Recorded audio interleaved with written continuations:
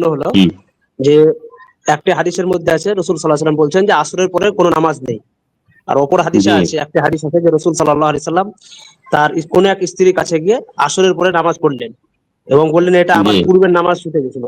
তো জি এইটা জি জি একটু জি ব্যাখ্যা করুন। জি আসরের পরে কোনো নামাজ নেই, লা সালাতা বাদাল আসর। আসরের পরে কোনো নামাজ নেই। কোন নামাজ নেই? আসরের পরে নফলে মুতলাক নেই।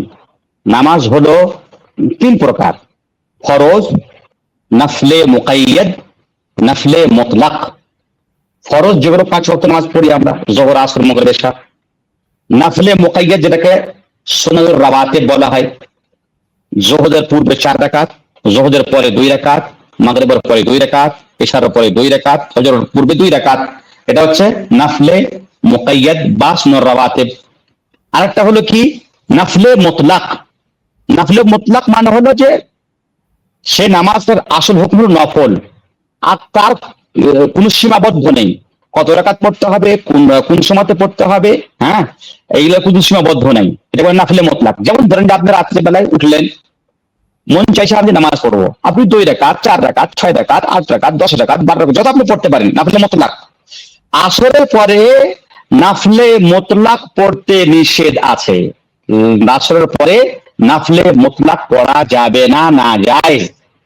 তবে যখন এটা আপনি জেনে গেলেন, তখন এবার আপনার প্রশ্নের উত্তর আস্তে আস্তে চলে আসছে। সেটা হলো এই, তার মানে হলো এই যে আসরের পরে আপনি ফরজ নামাজ পড়তে পারেন, ফরজ নামাজ পড়তে পারেন। হ্যাঁ জি, যদি কোনো ব্যক্তি ফরজ নামাজ থেকে ঘুমিয়ে যায় বা ফরজ নামাজ যদি ভুলে যায়, তাহলে সে কখন পড়বে? তখন, তাহলে সে যখন তার স্মরণে আসবে বা যখন সে ঘুম থেকে উঠবে, সে তখনই পড়বে। সে সময়টা আসরের পরে হোক, আসরের আগে হোক, কিংবা ফজরের পরে হোক, যে কোনো মুহূর্তে হোক। আল্লাহ নিয়ে বললেন, মান নামা আন সালাতিন আও নাসিহা ফালইউসাল্লিহা ইযা যাকারাহা। তোমাদের মধ্যে কোন ব্যক্তি যদি তার নামাজ থেকে ঘুমিয়ে যায় কিংবা নামাজকে ভুলে যায়, তাহলে সে যখন জাগ্রত হবে তখনই সেই নামাজটাকে আদায় করবে। ইযা যাকারাহা, যখন সে জাগ্রত হওয়ার পরে স্মরণ করবে, তখনই হলো তার সময়। সেটা আসরের পরে হতে পারে। তার মানে হলো যে ফরজ নামাজ যদি ছুটে থাকে, তাহলে ফরজ নামাজকে আপনি আসরের পরে পড়তে পারেন। এবারে আসেন নাফলে মুকাইয়াদ, সুন্নাতুর রাওয়াতিব। কারো যদি সুন্নাতুর রাওয়াতিব ছুটে থাকে, তাহলে সে আসরের পরে আদায় করতে পারে। রাসূলুল্লাহ সাল্লাল্লাহু আলাইহি ওয়াসাল্লামের কাছে এক দফা বা এক দিবস কোন একটা দল আসেন আল্লাহর নবীর সাথে সাক্ষাৎ করার জন্য। আল্লাহর নবীর সাথে সাক্ষাৎ করার কারণে যোহরের সময় হয়ে গেল। আল্লাহর নবী যোহরের পূর্বের 4 রাকাত নামাজ পড়তে পেলেন না বা পড়তে পারলেন না। আল্লাহর নবী সেই 4 রাকাত নামাজকে আসরের পরে পড়তেন। আসরের পরে পড়তেন। প্রথম দিন যখন পড়তে পেলেন না, তখন তিনি আসরের পরে পড়লেন।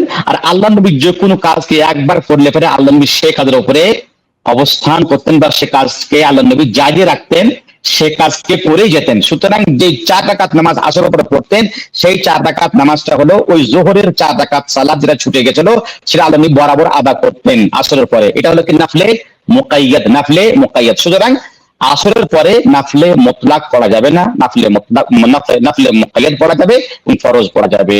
জি হ্যাঁ শেখ, তাহলে কি শেখ যে মানহি আনু ওয়াক্ত যেগুলো আছে, যে সময়গুলি আছে, সেই সময় কি জি আমি যদি ঘুম থেকে উঠি তাহলে কি নামাজ পড়তে পারবো সেই সময়, যখন সূর্য ডুবছে অবশ্যই, বা? অবশ্যই পড়তে হবে আপনাকে। আল্লাহ নবী অন্য হাদিসে বলছেন, মান আদরাকা রাকাতান ক্বাবলা আন তাগরুবা শামস ফাকাদ আদরাকা সালাহ। কেউ যদি ঘুম থেকে এমন অবস্থাতে উঠে যে সে ঘুম থেকে উঠলো এবং আসরের নামাজ আরম্ভ করলো, আসর নামাজ আরম্ভ করতে করতে হলো কি, সে সূর্য ডুবার পুরো শুধু 1 রেকাতই পেল, শুধু 1 রেকাতই পেল, অর্থাৎ 1 রেকাত পড়া হয়েছে, সূর্যটা ডুবে গেল। তাহলে আপনি বলেন কি, সেই জন্য পুরো নামাজটা পেয়ে নিল, সে নামাজটা কন্টিনিউ করবে, সে নামাজটাকে অব্যাহত রাখবে, 4 রেকাতই পড়বে। তো এখানে তো সূর্য ডুবার আগে 1 রেকাত পেত, তার মানে হলো যে সূর্য ডুবছে, সেটা দ্বিতীয় রেকাত হচ্ছে, প্রথম রেকাত চলছে বা দ্বিতীয় রেকাত চলছে। তার মানে আওকাতে মাকরুহাতে আপনি ফরজ নামাজ পড়তে পারেন, নিঃসন্দেহ পড়তে পারেন। জি।